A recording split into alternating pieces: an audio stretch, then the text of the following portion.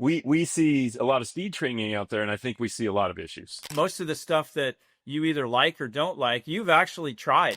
Instead of jerking it on the transition, let everything connect, right? Because if the gears don't connect in transition, you're not going to create speed. Well, I'm only going to say this once, and start taking your putter back really slow and really short, right? And see what happens, right?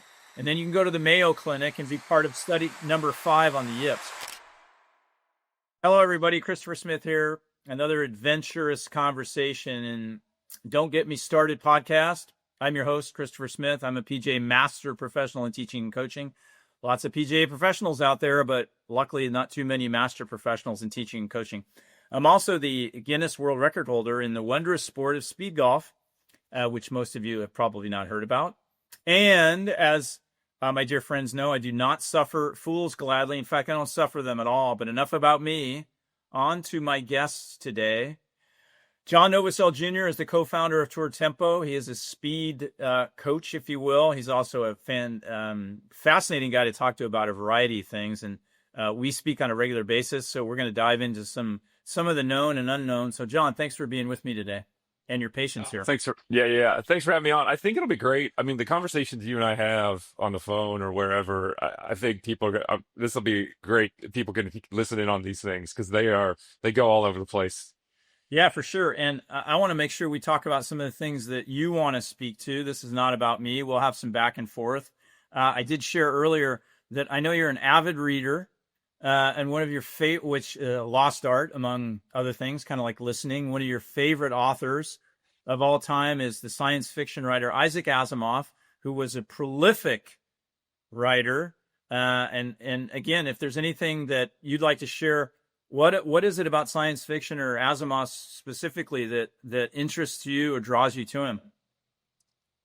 I love to read, like you said. I think what hits me with Asimov is that he was such a visionary. He's writing in the 50s and 60s and predicted a lot of this stuff like AI and robots and all these different things.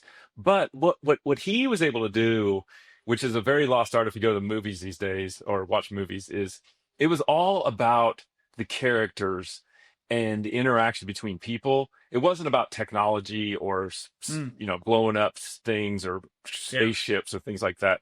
It was about these interactions and things like that. And so that's what I really loved about it. He has all these, in the Foundation series, there's all these incredible quotes. One of them is, "Go let your sense of morals keep you from doing what's right." And that's such an interesting quote for a guy to use in the book. And it's like, wow, that's a really good quote to ponder, isn't it? Think about that for a second. But anyway, it was great stuff. And yeah, I do love to read. I love to read golf books, and I'm like you. I don't suffer the foolish golf books gladly. So it's going away quickly if I don't see something real fast. Yeah, I love it. And so Asimov wrote mostly in the 50s and 60s. I'm wondering, back to one of your areas of expertise, like hitting a golf ball further, speed, distance, whatever. What are some of the things that were around in people's minds or in the golf world, in the 50s and 60s that maybe are still around that we've found aren't necessarily true, or maybe are still, true and helpful? Maybe some of the physics or the geometry. As far as, if I come to you, which a lot of people do, and I send you a lot of them, a fair amount of my clients that I can't help anymore. And I say, hey, I want to hit it further. And then maybe even share the story about the guy that you saw yesterday. Sure, absolutely. I think I'll give you 2 great examples of a thing that we grew up with that was in vogue, and then it got totally out of vogue, and now it's back in vogue. And that's sort of lifting the left heel, letting your hips turn, things like that. When I grew up, that was a thing. Obviously, Sam Snead, all these guys did it.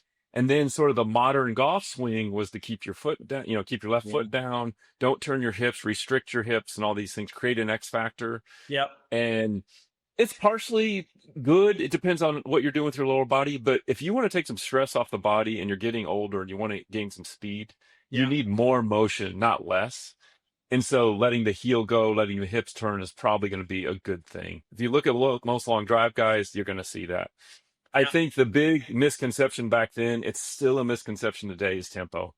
I think we grew up with low and slow. It's still out there, although it's gotten better because so many guys are swinging so fast.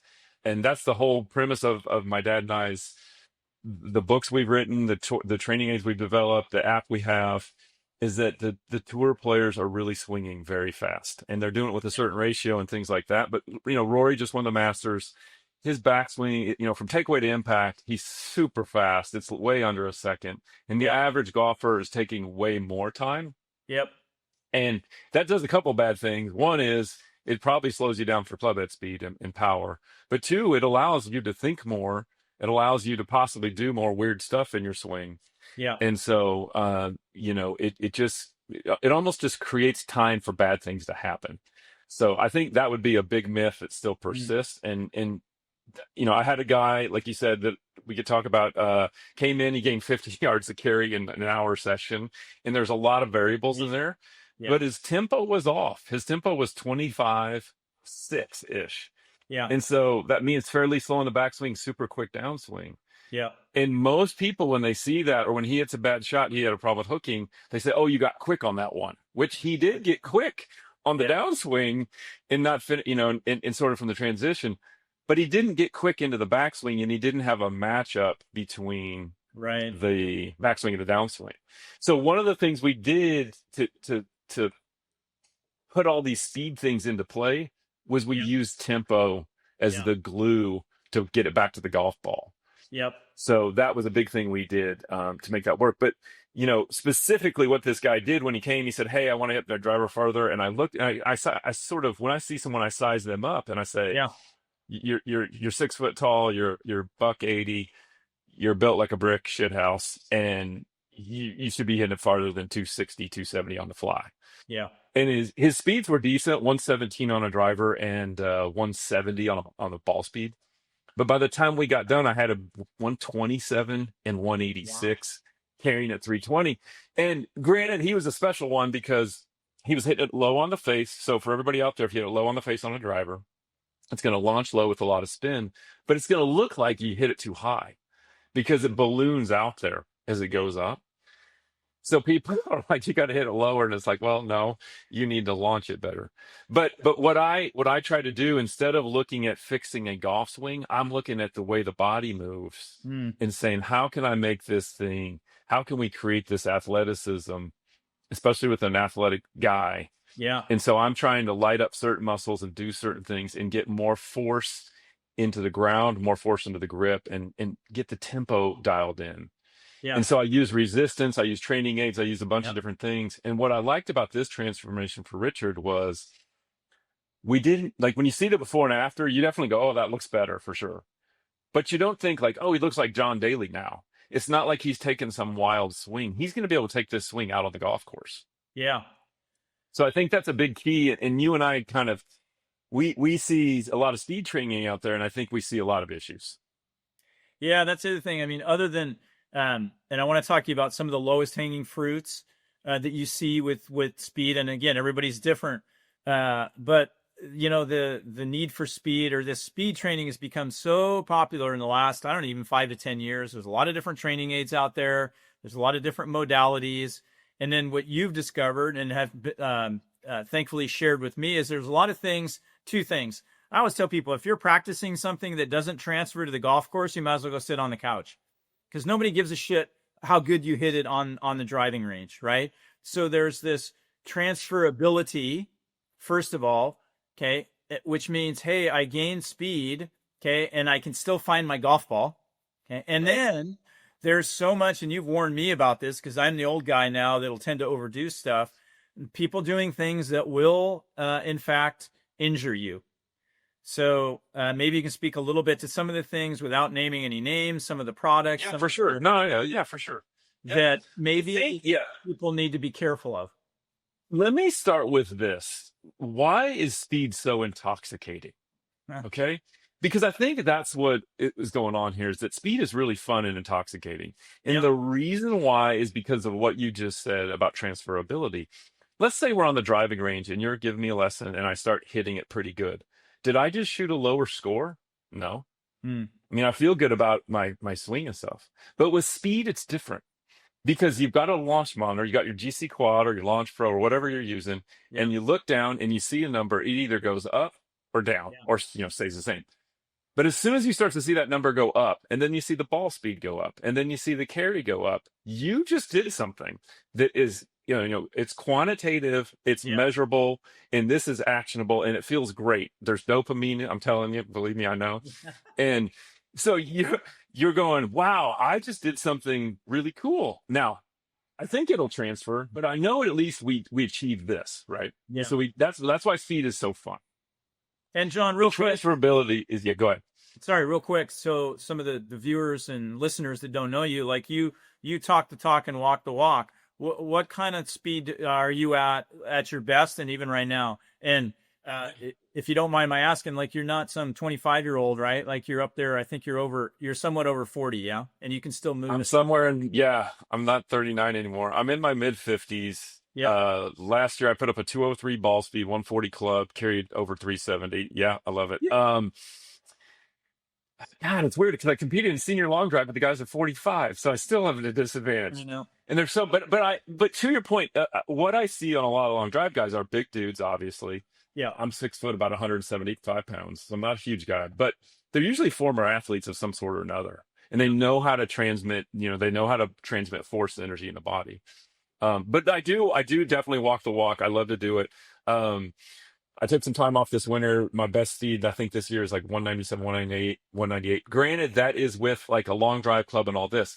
When I take out sort of a play driver and a play swing, Yeah. I'm still like mid 120s, low to mid 180s, which is pretty good for a guy on tour, Yeah. let alone my age. Yeah. So I do because I really enjoy it. I just enjoy it all. It's just what I do, kind of like with you and what you do and what you're into. You just get into it. So it's a big piece of everything. So anyway, the back thing about transferability is what you and I see a lot of out there is somebody swinging wildly, and then they compare that to their normal swing, and they're like, "Wow, I increased my speed." Yeah. It's like, well, did you really? I don't know if you really did, because in some cases they're not even hitting a ball, right? Yeah. There's not even a ball getting struck, so there's nothing to square up. There's nothing to and there's no like, if you can swing a lightweight stick fast, that doesn't necessarily mean you're going to swing your driver and hit a ball fast, Yeah. right? So there's a lot of things on your transferability, which is something I learned from you, and I love that you talk about. If it doesn't transfer, what are we doing here, right? And so I've really tried to make my speed training, when I work with someone, let's make it more than just about a number on the board right now. Let's make it something you can take with you that will transfer. Right. Yeah. I love that. Yeah. So there's that. And then as far as, hey, I think when we think speed training, I think the current paradigm out there for people is they think, oh, swing stick fast, some sort. They think, yeah, maybe I should work on my body in the gym or whatever. I think they think, yeah, mechanics might help me. I don't even think they realize tempo would be a piece of speed. Yeah. So I think that's the order people look at, right? And I see that as completely backwards, right? I think the very first thing you should look at is your tempo. Because if your tempo is super slow, you could probably, go out. I'm going to do a shameless plug. Go out, get the Tour Tempo app, start swinging to Rory's tempo. Yeah. And shockingly, if your tempo was slow to begin with and you swing to Rory's, you will pick up speed. Yep. Right. And you might not even hit it any less crooked or anything, because like I said earlier, there's less moving parts. So number one would be tempo. Okay. Number two would be, oh boy, let me put this on Do Not Disturb. I'm sorry. Number two is mechanics. Yeah. Like, why would we want to? Gray Cook has a great quote: "Never add fitness to dysfunction." Think about that for a second. Like, let's think of your world running. Like, let's say your knee's kind of bad, but you're not in shape, so you're going to go run on that. You're going to destroy that knee. Yeah. And that's what so many people do, right? Or they do it in the gym with their chest or shoulders or whatever. Yeah. So when you start adding fitness to dysfunction, you're getting ready to break this stuff down. Gotcha. So if we build a better swing, we're getting rid of that dysfunction. The golf swing, unlike any other thing in sports, is so dependent on the mechanics of the system. It's the most mechanically dependent thing there is. That's why you can see, like, a small person, yeah, with great mechanics hit it very far, and a huge guy with terrible mechanics hit it nowhere, right? Right. Whereas if you put those two into a weightlifting contest, any other deal, Yeah. the form is just not near as important in other things. Now, I'm not taking, I mean, I'm sure form's important in everything, Yeah. but form is king in golf. And so if we can get you a little bit of lag or a little bit of turn or a little bit of load or whatever those things might be, that's way more powerful for speed creation than swinging something as hard as you can, right? Okay. Plus, typically, you're going to hit the ball better. Right. Okay. Now, the next one I would go to is the body. And that's the gym program and all those types of things. Is like TPI's got a huge model for that. There's so many models out there for that. Like, what are your weaknesses? What are your strengths? Where are you inflexible? All those different things. Like, let's work on your body. And then finally, last thing is speed training, right? Swinging something faster after I do Right. all that. But when you, to your point about getting injured, if you make a swing just in the air only, as hard as you can, Yeah. you're sort of like a home run hitter that does a swing and a miss. And if you ask that home run hitter, how does that feel when you swing and miss? It feels really bad. And it Yeah. kind of hurts. Yeah. Okay? And so you put a lot of force into your joints that the brunt of that force should have been taken by a golf ball. Gotcha. But if you don't hit anything, that's taken by your own joints. Yeah. And I hear Everyone's different. Yeah. Right. Yeah. Go ahead. Sorry, I hear you say a lot. Like it's great to simplify things, especially for brains like mine. Like you got to hit something, and You if I do. It needs to be safe. Yeah. Go ahead. Yep. correct me if I'm wrong. Is a lot of the research that was done for speed that has been brought into the golf world was done with throwing. And when you throw, and I don't know a lot about throwing mechanics, there is no impact. There is no, braking system. I mean, there is a braking system. Well, there's a braking system, but here's the difference in what, and Tom House is a genius, and he did this thing with these weighted balls. Yeah. Okay. The difference between throwing a weighted ball and throwing a real ball is absolutely none. The transferability, it's the same exact motion. Gotcha. Yep. The difference between hitting a golf ball or hitting something and swinging as hard as you can and hitting nothing is huge. Yeah. They're not the same. Love it. So that's important to know. Now, I'm not saying all air swings are the worst thing ever and you should never do them. Yep. I'm just saying you got to kind of find what's right for you and be cognizant of the drawbacks of doing them. My original invention, we hit a Velcro pad. It's safe to hit. Yep. I like impact bags, but you got to make sure that they're safe to hit. You don't want to hit into a brick wall. That's not going to help you either. Yeah. Gotcha. I've read a lot of stuff and talked to a lot of older guys. They used to swing in heavy rough. Yeah. And I even heard that they swing into oil, like a trough of oil. Really? What about a tire? Like you see old guy, I think Bryson did that as a kid too, or maybe some. I love the tire. Again, you got to be, it's a lot of resistance. You got to be careful to destroy your forearms and your wrists. So you got to be careful. You got to be careful. I do love hitting something. So anyway, the net is be careful with the current, all the systems of whatever. I do love the apps that are out there. I do think if you talk to like a Bryson or Carl Berkshire, one of the things they've done throughout their careers is once a week, they would just hit as hard as they can, 10, 20. Well, I think with those guys, there was like 200 drivers.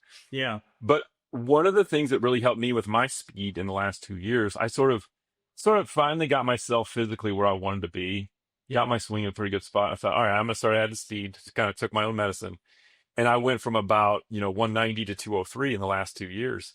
Nice. And except for the winter, I'm here in Kansas, but I probably hit, I don't know, I barely ever missed a Saturday hitting a long drive set, basically a speed session every Saturday for 2 years. Gotcha.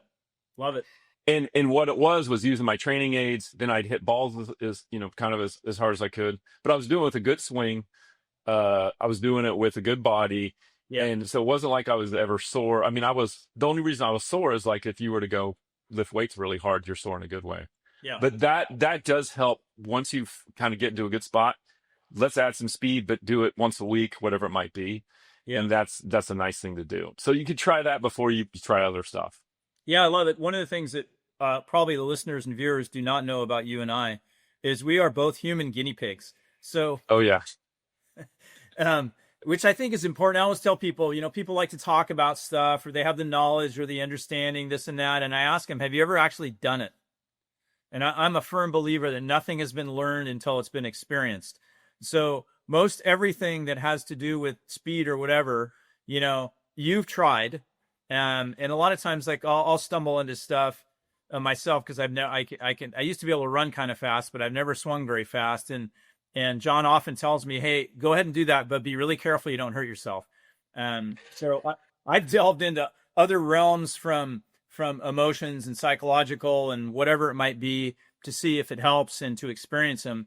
But I think it's important too when you go for help for anybody, like they might have all the information and the data and the knowledge, but have they actually done it? And I know most of the stuff that you either like or don't like, you've actually tried. Like you've tried and tested it out. 100%. I'm with you. You've got to experience things. You've got to test it.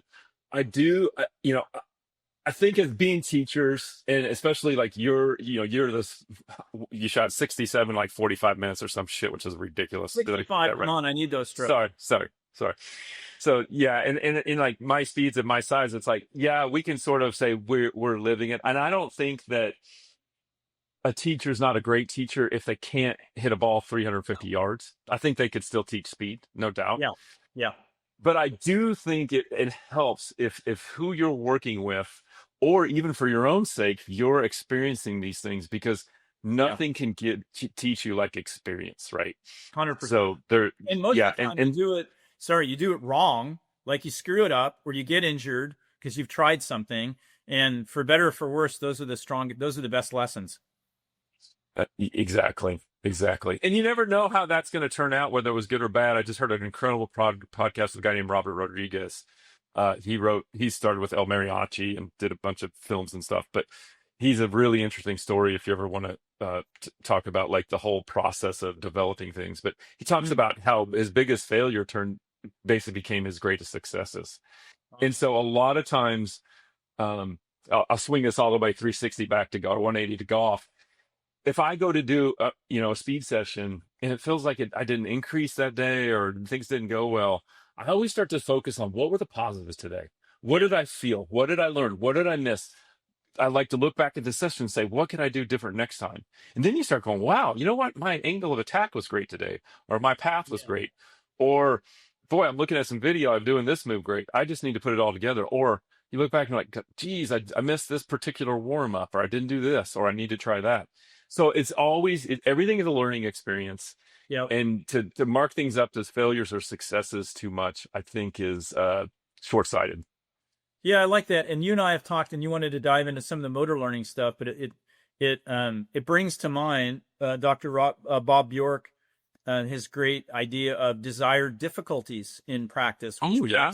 When you go to practice, everybody wants it to feel better, and hey, I got way better in this session. But in reality, how we get better is there's some struggle.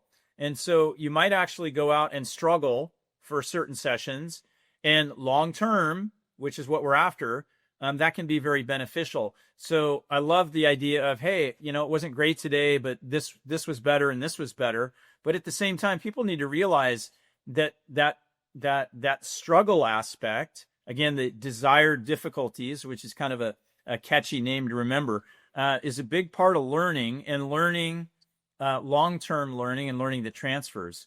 So it's not always you're going to go out and work or practice or do whatever, and it's always going to be enjoyable, pleasurable, and necessarily way better. It's okay to fail and struggle, right? Well, I love desirable difficulties. My good buddy Marcus Westerberg also uses that, and that's just a term in the learning literature. But think about desirable difficulties, and again, let's put it into my lens of speed, right? Yeah. The body works on SAID, specific adaptation to increased demand. So if you give the body that difficulty, Yeah. right, your body will adapt. It'll find a way, right? Maybe not right then and there, but it will find a way. So if I do a 5-pound curl, Yep. the biceps gonna, take that difficulty, react to it, right? And then if I only do a 5-pound curl, meaning I only sort of hit balls or whatever, my muscle's not gonna grow, Yep. right? I got to go to 10 pounds, 15, 20, change that resistance, change the demand on the body, on the system. Yep. Now, the problem for speed, or the interesting thing you got to figure out as a golfer for speed, is how do I create a demand on my swing? Well, originally when we grew up, it was a heavy club, right? Yeah. Swing a heavy club to hit it farther. Yeah. The problem is the momentum of that thing. First of all, it'll kill you. It's pulling on your joints, right? If you swing it fast. But the momentum doesn't really create any demands, right? Correct. It almost makes it easier instead of making it harder. That's right. And we need this to be desirable difficulty, not desirable easy, right? Yeah. This has got to get harder. So if I can find a way to add resistance that's safe and to the swing, now I've got that desirable difficulty, I've got that increased demand, I'm going to get that specific adaptation. Yep. So that's what we've got to be looking for with things. Again, another shameless plug. I've got a product I call the Dragonfly. It's a sort of a whippy club with a tail. Yeah. It's sort of heavy in the grip. And you do this thing, what I call, it creates implicit learning. And I want to get your opinion on this. Yeah. If I tell you to, hey, take your arms, squeeze them, do this, this, and that would be an explicit learning, correct? Yep. Meaning you got to think about it, then tell your muscles what to do. Yep. Whereas if I give you this Dragonfly product, and I say, make that shaft bend by this point in the swing. Yeah. Now it's implicit learning. Yep.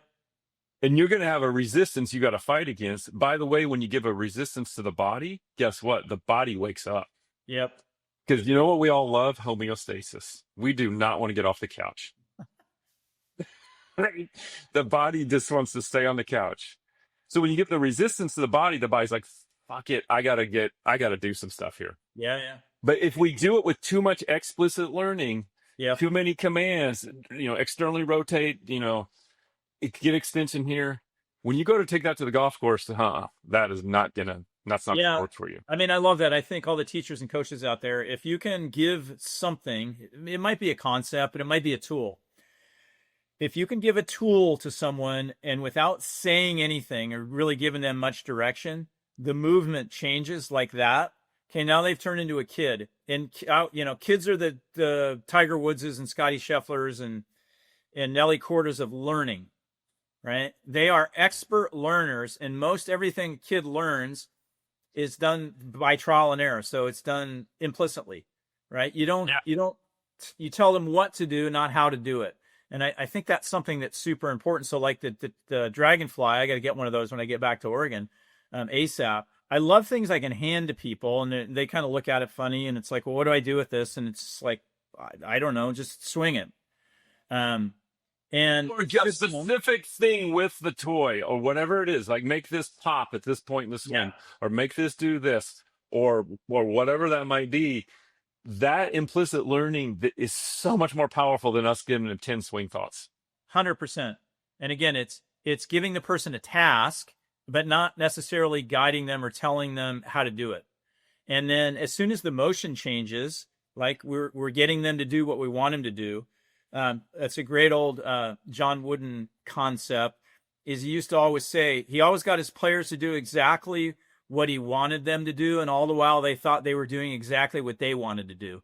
Like that's wow, genius. I've never heard that one. Right? Like that's really smart. So I created a training aid last year that you do know about. It's top secret yet. I might have to have you help. I've seen it. I'm going to try it. But I think it's great. I love it, what you've created. Because you know what? It's SAID. You put some SAID into that. Yeah. I mean, I have a lot of people that struggle, and it's interesting with short shots, pitching, chipping, whatever you want to call them. One of my great mentors, Paul Runyon, called them the part shots. And often it's because they're not putting enough energy into the takeaway or the backswing, which is so true. And you could talk to that specifically with creating more speed. And I would try all these different things, and I blah, blah, blah, all my, tools. And I think about one guy specifically, I just couldn't get him going fast enough in the backswing. And it happens with putting as well. In fact, if people want to if you want to know what it's like to have the yips, if you'd like to learn that and experience it, then start swing slow. I'm only going to say this once, and start taking your putter back really slow and really short, right? And see what happens, right? And then you can go to the Mayo Clinic and be part of study number 5 on the yips.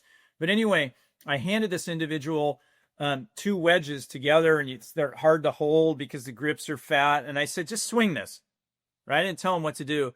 And it was a Jekyll and Hyde moment. I couldn't believe how much better the entire motion, but especially the backswing was, just due to the added weight, right? And again, that's a specific case. It's not gonna serve everyone, but it's an example of finding a tool and giving a task, which then helps the system learn. And what you always see, you can see it in people's eyes.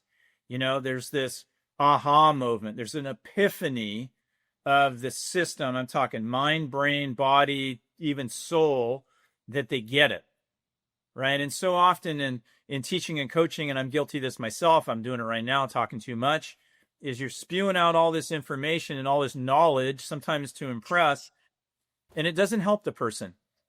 So back to Coach Wooden and one of his books, which is a great read for anybody, is You Have Not Taught Until They Have Learned. You have not taught until they have learned.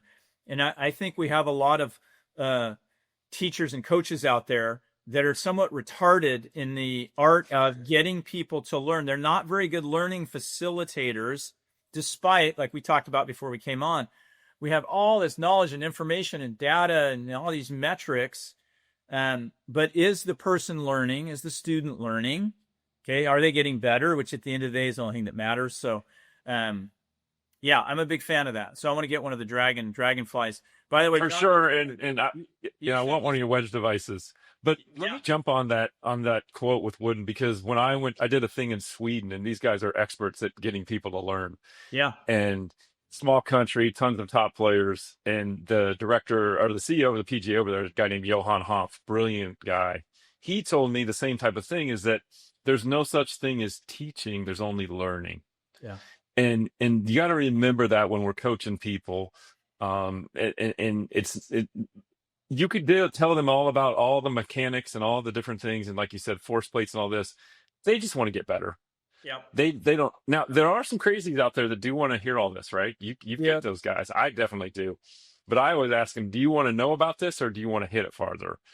Because let's hit it farther first, and I'll tell you about it all later. Because if we start tying your brain up with all the stuff you're doing, you're not going to be able to do this. Yeah. Go ahead.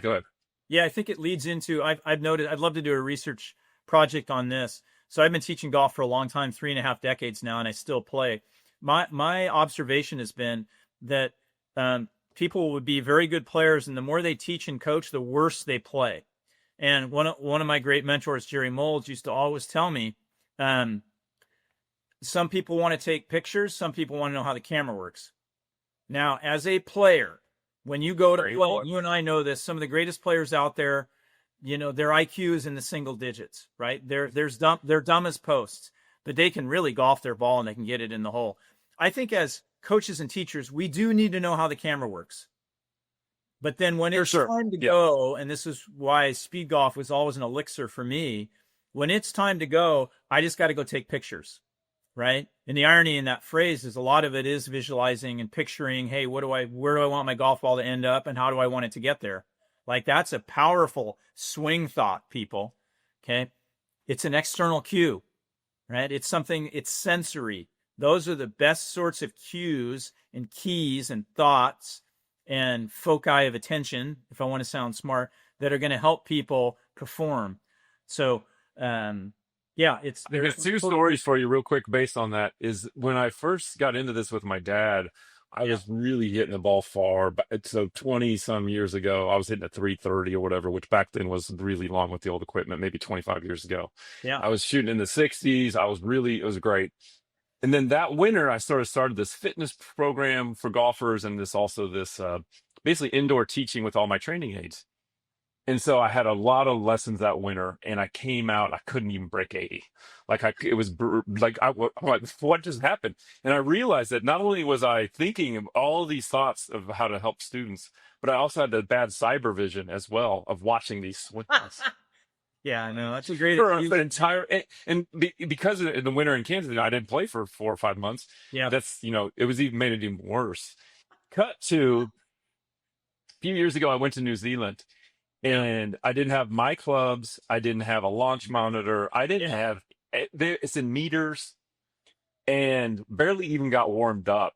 And I go, and granted, the courses are ridiculously beautiful, but I played incredible golf. I mean, I was shooting basically under par on courses I've never seen with clubs I've never used Yeah. in meters. Yeah. And it's like, because I just got up, I kind of guesstimated the yardage and I just hit. And I didn't have to, I didn't care how far anything went. I wasn't like, oh, I got to hit a 9-iron 170. I just like, I think I'm just going to smooth this 9-iron. I don't even know how far it's going to go. There's the green. And it was real interesting experience for me to get away. I love launch monitors. Don't get me wrong. I Yeah. absolutely love all the stuff. But when you're going to play, it's a different mindset. There's a lot of different things that you need to do, and you need to find what works for you specifically. Mhm. Some people may be a little more left-brained and analytical, but from what you and I have seen, it's better when golfers are not in that mode. I think so. Yeah. When it comes to, there's another thing we fail to kind of recognize. Are you in a learning environment? Are you learning a skill, or are you in a performance environment? And so we see this with one of our dear friends, John Tattersall, who we both love and respect, is when you're training, right? So, for example, if you're trying to learn something, is it beneficial at all to do it slowly, right? Because you say, well, I don't swing slow and I don't want to do it slow, this and that. But in a learning environment, it can be incredibly important and effective to do something slowly, right? So you're learning it. Now, in a performance environment, it's time to go. No. So there's a time and a place for everything. And I think that's an important. Yeah, and I think, just to shamelessly plug this back to me, um, the tour tempo, when you play these tones of our app and you sort of start thinking tempo on the course, and because I get this email all the time, by the way. Yeah. Hey, I've read every book, da da da. I did your tones, I did the app, and I played some great golf, and I'm still playing great because I'm not thinking 20 thoughts. I'm just doing my rhythm. Yeah. I think because I've even, there's 3 tones to tour tempo: tone for your start to swing, tone for the top, backswing, tone for impact. Chris, I've seen people come to me and they say, the tones really help me. I'm so excited to be with you to work on my swing. I can't wait to do it. And I say, great, show me your swing to the tones. They don't even do them right. And what's funny about that is, well, how in the hell did it work then? Well, you know how it worked? There's some audio going on that is taking the focus to that instead of trying to control their muscles. Right? Yeah. You Again, can't control the muscles of a golf swing consciously. Yeah. And again, what sort of cue is the Tour Tempo app, or anything where there's something auditory? It's a sensory cue. You're using your senses. Yeah. Okay. So feel, vision, hearing. Okay. That becomes the cue to how you're going to move. Okay. So thinking usually is, shout out to my dear friend, Dr. Debbie Cruz here, is usually sending information to the system.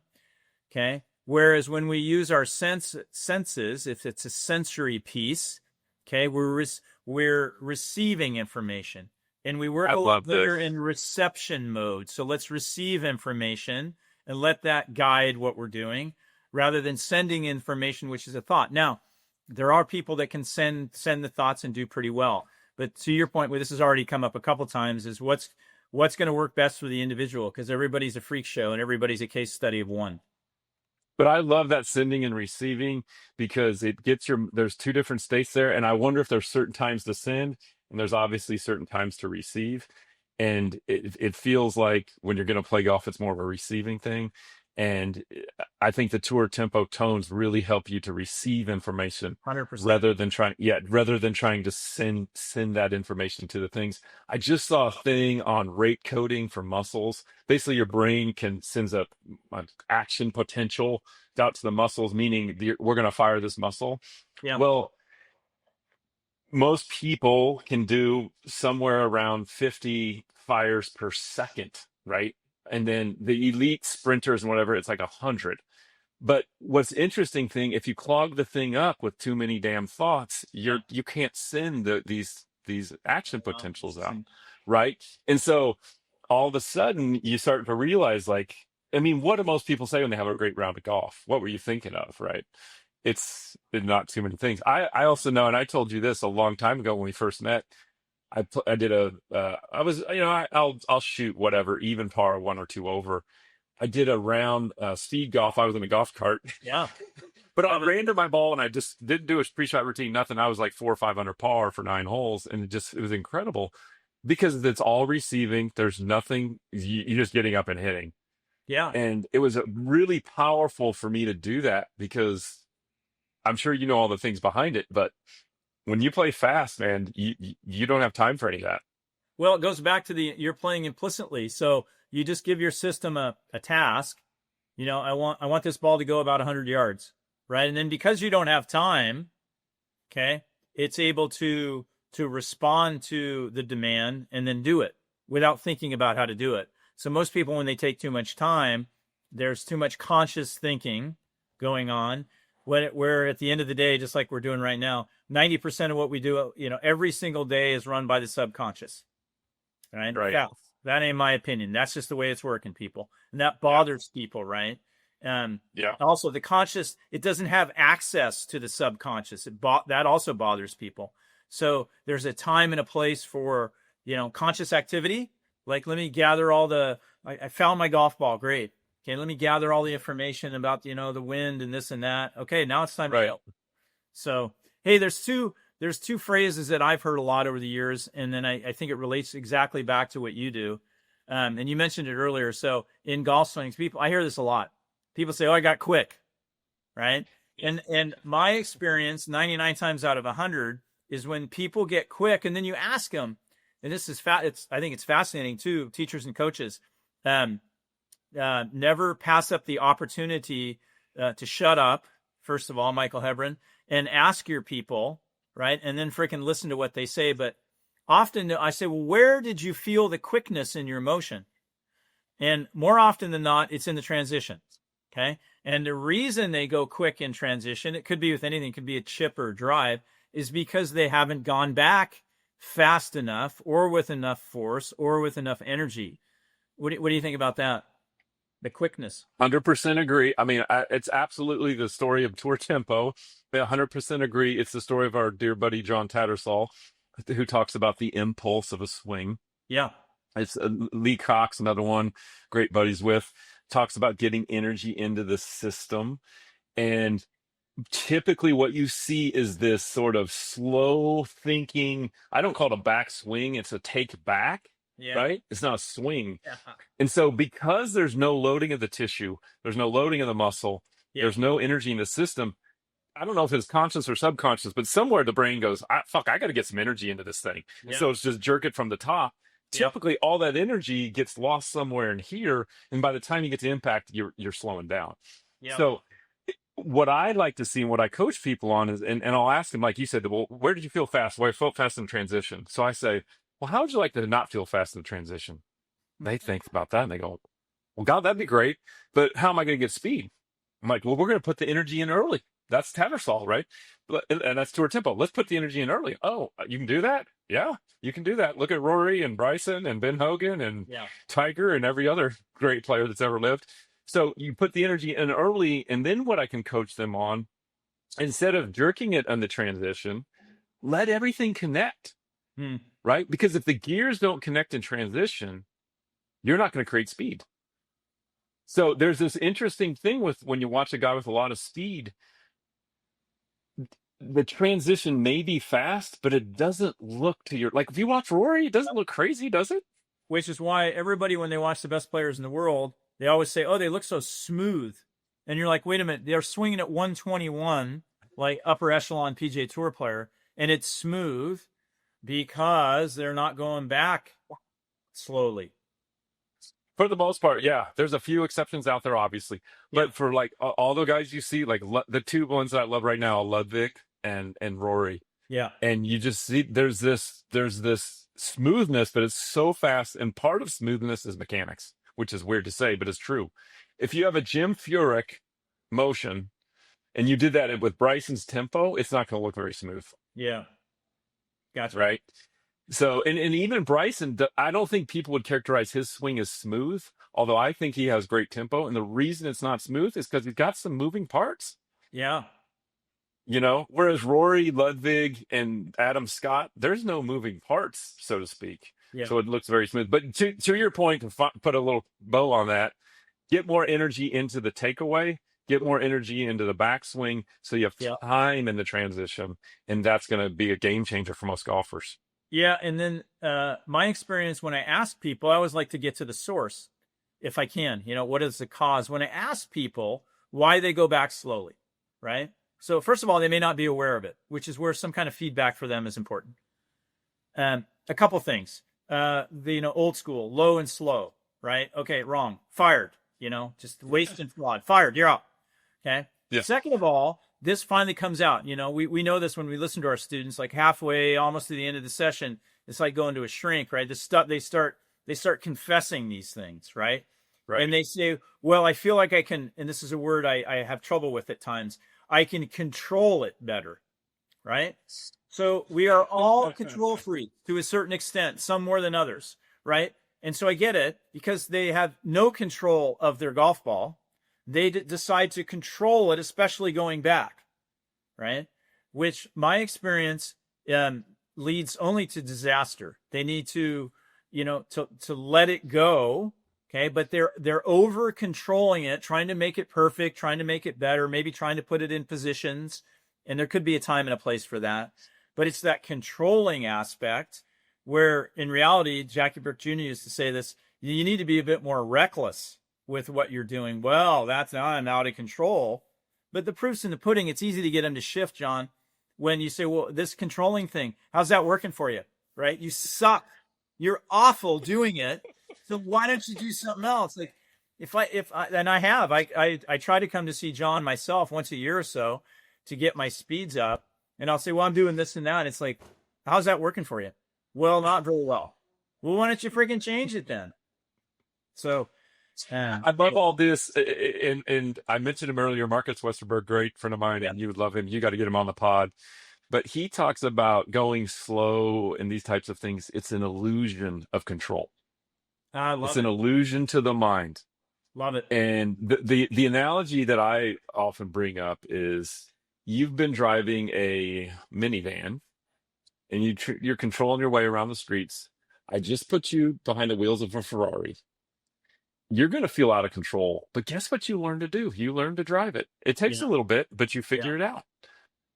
I'm out of control, but I figure that out. Yeah. And so there's this huge illusion. The other thing is the saying, you can't cross a chasm in small steps. Sometimes you just have to let go. Have you ever been on a rocky, kind of maybe on a mountain or whatever, and you're running downhill on the rocks, right? You can't really do that slow. Sometimes you just have to go, and you do, and you're like, wow, I can do this quickly. And I'm not saying you're going to sprint or hurt yourself, but the brain sort of figures it out. Any great athletic motion, golf is not an exception. You see they got a quarterback throwing a pass. You can't just hold on to it. Yeah. Right. Yeah. You got to let it go. So, and I love this idea of how's that working out for you? Well, because if it's working out for you, God, let's keep doing what we're doing. 100%. If it's not broke, then don't break it. But again, I mean, sometimes you know me now. I've been doing this so long. I'm not afraid to hurt people's feelings or get directly in their face, out of love, because I care and I actually wanted to get better. And to your point, I mean, I see people all the time that break every rule in everybody's book, and they're really good at what they're doing. The worst thing I can do, and there's too much of this, and we see this, on the blue lit screens everywhere, is it's my way or the highway. My way is the right way to chip, the right way to swing, the right way to strategize, blah, blah, blah. And then, somebody will walk onto your lesson tee that looks awful, and they're really functional, really good. And so the worst thing we can do is say, oh, no, that's all wrong what you're doing, right? You need to do this or that. And you end up making them worse, which is the cardinal sin of a coach. Hey, see, for me in my world, I'm so lucky because they walk onto my tee and we say, your speed kind of sucks. So let's see what we can do. Yeah, I'm guessing you don't have too many people. I think I asked you this last time we talked, but you don't have too many people that come to you and they say, although this is an interesting idea though, John, I hit it too far. And because I've been a long drive person, okay, or I've worked solely on speed. I mean, this is an interesting concept with, let's say, Bryson, who plays, regular golf at a high level, is, there's drawbacks. If all you've ever done is sprinting, right? You're a world-class 100-meter runner, and I say, hey, let's go run a 10K, right? That's the metric system for people out there that don't get that. takes a little longer, right? You're not going to do very well. So there's Yeah. balance there. But to your point, like you don't get too many people that show up and say, "Hey, I'm here. I need to reduce my speed. I need less Yeah. speed." Yeah. Let that happen. Hey, tell the listeners and viewers about the experience you had with I love this story with Martin Borgmeyer a few years ago, who's one of the top long drive guys in the world. He came and spent some time with you in Kansas, specifically about the 6-iron that he hit. God, it's amazing. So Martin is a sweetheart of a guy. You can't believe it from seeing, well, he doesn't look that mean on Instagram or anything like that, but he's a big dude, played professional basketball in Germany. He's got the beard. He's got the body. Yeah. 220 plus ball speed. I think he's even pushed 230. But he was hit. So we would go to the range every day and he would hit 6-irons, and we had this bent grass driving range on this back of the tee there at Eagle Bend, and he would take these divots. I'm not kidding. They were a foot long and as thick as the club face, and the divots would go 30 to 40 yards. Like he's hitting the 6-iron, 240, 250 carry with tons of speed and you could hear it. But the divots were amazing. I mean, how far this divot would go. And there's so many things with the Martin that were ridiculous. There's another crazy one where it rained so much we had to set up a net to hit into, and then the wind was blowing, so I had to put my staff bag to hold the net, and he missed one into the net, and it went through my bag, lodged into a staff bag. It's the bottom of it where it's like you can't even believe. Like he and I both looked at each other and went, "Oh," like. So it's so fun to see what he does, but he works a ton with Lee Cox, and interesting thing going back to the divots and all the different stuff. I wonder for golfers, I'm just throwing this out of you because we brought it up, that sometimes I wonder, like, would a golfer be better off just thinking to himself, let's just take a nice divot, right? Like, is that a good thought at all? I mean, because I think about that sometimes when I look at my divot compared to when you start comparing your divots to Martin's. Yeah. And you go, wow, that divot doesn't look right. And you go, wow, let's do it. And then you notice when you feel that, and again, that's an external thought. Yep. Right. It's kind of an interesting one. Like, can you just make a nice divot? And if a person can't even brush the grass, we got a problem. I agree. Yeah. But it was interesting to watch Martin warm up because he would actually start with chipping around the green to warm up his wrists. Interesting. And then he would start with irons. And it was this huge build up to drivers. And he was always working on hitting a cut and everything he could do to hit a cut because he has a problem with the hook at the time. Nice. So he was sort of fighting fire with fire. And he's just an incredible guy, unbelievable knowledge, and could hit it. The other thing that was unbelievable is how high he would hit it, just in the air forever and super high. So there was a lot to learn from him and in the way he goes about it all, to see what he does. And that's been also helpful. And I'm sure you've been that way. And like you and I met each other and you get these, sort of contemporaries of yours that you learn from, right? You just learn there because your niche is this and his niche is that and my niche is this, and you really can learn from people. And I think the golfing community is getting more and more open on that. And I hope and I feel like what you said earlier is true because I'm becoming more and more this way, that we can both be right. We don't have to both be wrong. Or one of us is wrong. We can both be right, depends, on what we're doing. Because I used to be a big believer in, you got to do tour tempo. It's got to be 3-1. It's got to be 21-7. It's got to be fast. Yeah. My new thing now is, you got to buy the app. you got to try it and see how you do with it. Because it's 95% of the time, maybe 90, it's going to help you, right? Yeah. Maybe you're the rare Colin Morikawa, right? But it might not be. And so my big thing now is experimenting reasonably to kind of find out what works for you and really trying things out. Yeah. Being curious. I love it. I mean, the smartest people I hang out with, they're not stuck in whatever, some preference or bias. They're always like, wow, I'm doing more of this now. And I was actually wrong before. And people don't like to admit they're freaking wrong. Right. So, speaking of Morikawa, this came up, and I ran it by you the other day, courtesy of Brandel Chambly. He did something where he found that strokes gained on the PGA Tour, these are PGA Tour players, right? Top 20 strokes gained, which is kind of an important statistic, right? Those guys were right around tour average for club head speed, right? They were not a necessarily upper echelon, right? So Except for Rory, but yeah. except for Rory, I think Scheffler's up there. I don't know how fast Scotty is, but anyway, his point being is and I agree with this to some extent, but then I want you to speak to maybe the average player, because again, his point was that it's not all about speed. Sure, I mean, hitting it farther is great, but if it was all about speed, then the top 10 players in the world would be the top 10 long drivers in the world. So if what's average PGA Tour club head speed of driver now is what, around 115 ish? I think it's 117 ish. Yeah, something like that. It's going Yeah, up. it's gone up. TrackMate. Yeah, it's gone up a little bit. Yep. But when I shared that with you, and you came back to me with an interesting point about, wait a minute, what about the average golfer and their need for speed? Can you speak to that just a little bit? I think so. You look at those top 20 guys, and they're, except for Rory, they're sort of average speed, whatever that might be, and they're top in strokes gained tee to green. They've already got plenty of speed. I think the average was 172 ball speed. You can hit a 172 ball speed, carry that like 300 yards. Yeah. So with good launch and spin. So they're already hitting it plenty far enough. And on the courses they play, especially with the tightness and the rough and all that, Yeah. I know there's bomb and gouge, but there is some semblance of you got to somewhat hit it in play. Yep. And so they've got plenty of distance, and for the most part, the courses they play put a premium on straight or long accurate. The average golfer does not have plenty of distance. They're hitting it 200 yards. I was just reading speaking of reading, I was reading Jorgensen's old book. I don't know if you ever read it, The Physics of Golf, written in like 1970. Oh, He wow. did this incredible thing on how many shots it costs you per 10 yards you've lost. Yeah. And so, like, and I think at the end, the average drive was like 230. But so if you were hitting at 160, it cost you like 10 shots a round or something crazy, like a huge amount. Yeah. And so, and I kind of said this with some of my guys that send me video, and they say, well, I've been to all these top teachers and they've all got me a good impact position, this and that. And I'm like but you hit your 7-iron 125 and your driver 220.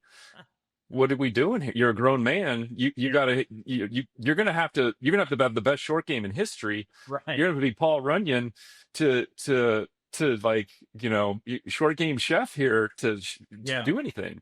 Yeah. And so what I'm getting at is that, yes, at the highest levels, it's not about speed, but that's because they already have speed, right?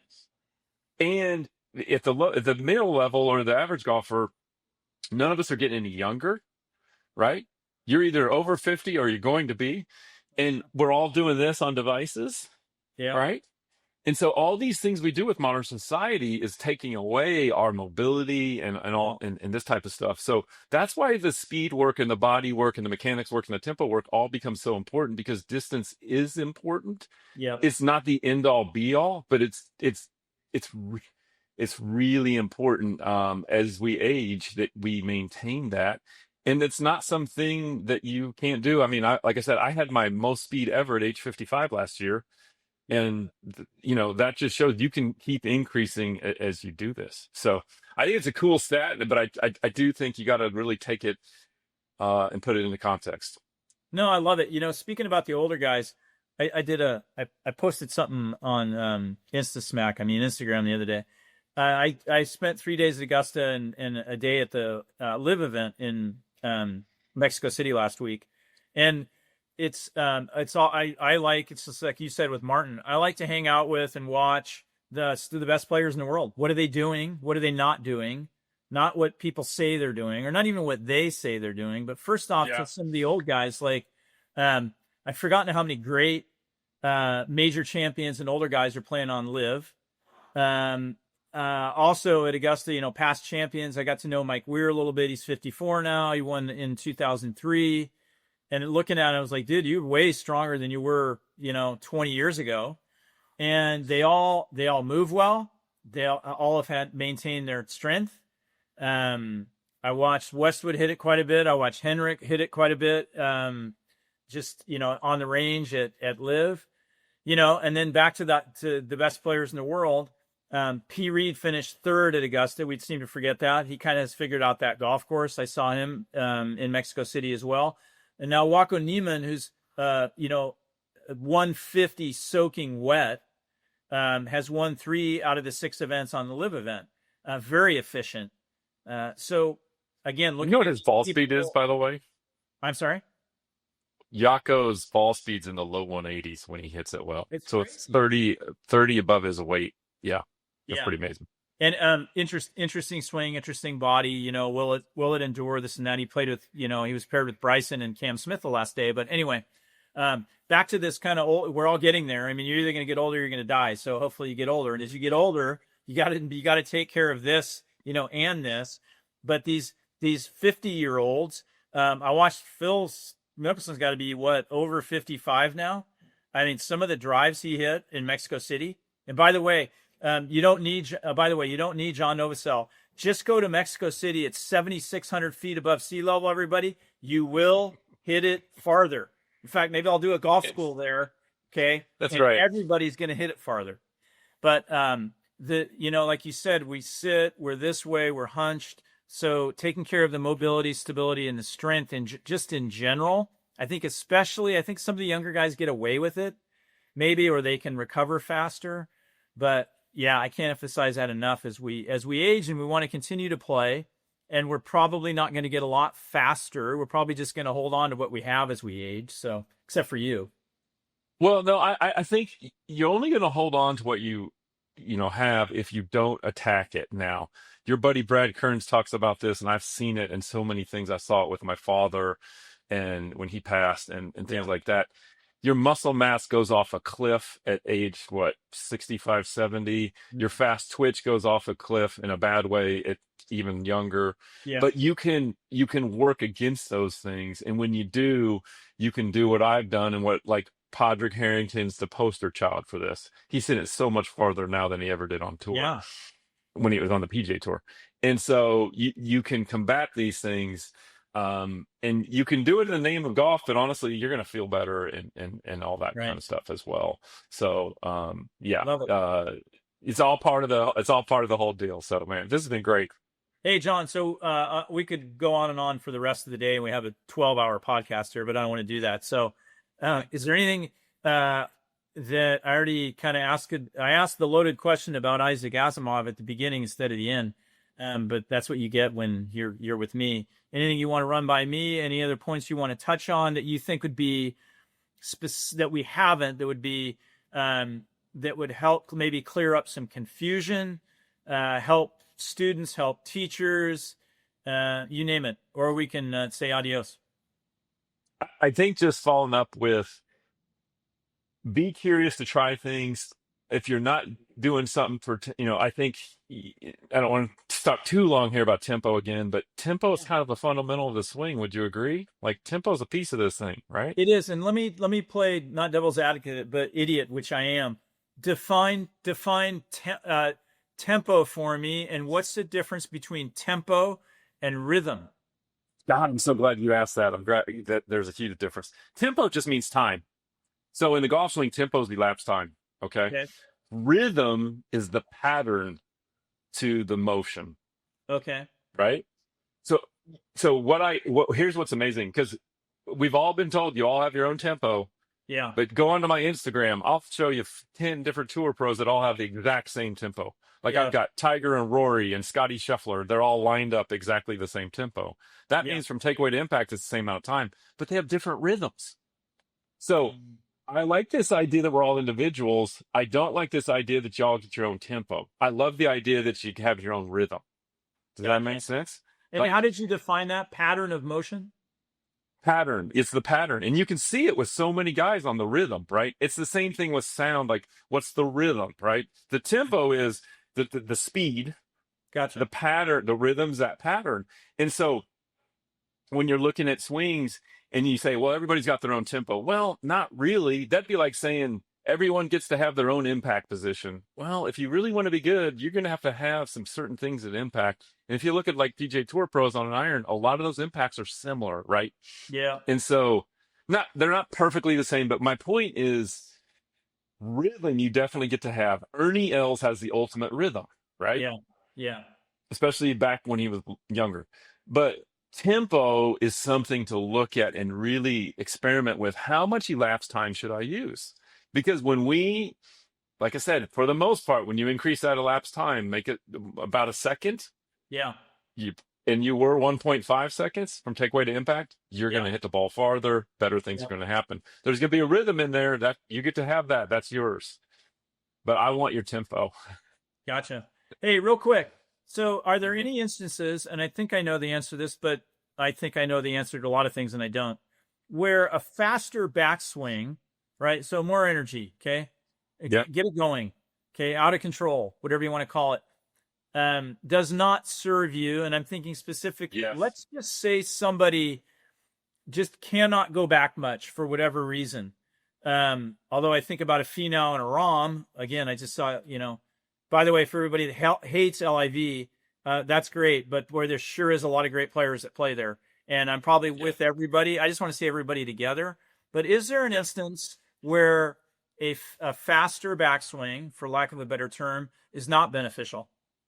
Absolutely. And I'm so glad you brought that up again. And I should have thought of this earlier. But here's the thing. It's not necessarily about getting to the fastest tempo you can possibly do. It's about finding the optimum tempo. Yeah. Right? Okay. So if let's just pretend you're 32.8, which in my world, there's 30 frames per second. Yep. So you're taking it back kind of slow and you're coming down okayly, somewhat slow. Yeah. Probably if you do 24.8, you're going to that's a much faster backswing. You're going to do a lot better. But if I try to get you to 18.6, you will not be able to hit it. Gotcha. Right? 18.6 is like a Bryson or a Henrik Stenson. Yeah. Those types of guys. I've tried, like I'm 21.7 with my tempo. And when I go to 18.6, I just don't hit it as well. I don't even really gain speed. And the reason being is for what, and maybe it's got a little bit to do with age and fast switch or whatever, but I can't create all the right sequencing in that 18.6. It's too short of a time frame. Gotcha. So it's not necessarily about getting faster. It's about finding the optimum.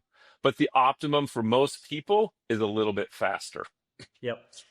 Right. But there's definitely, you might be like, for you, I think your tempo's already around 27 or 21.7.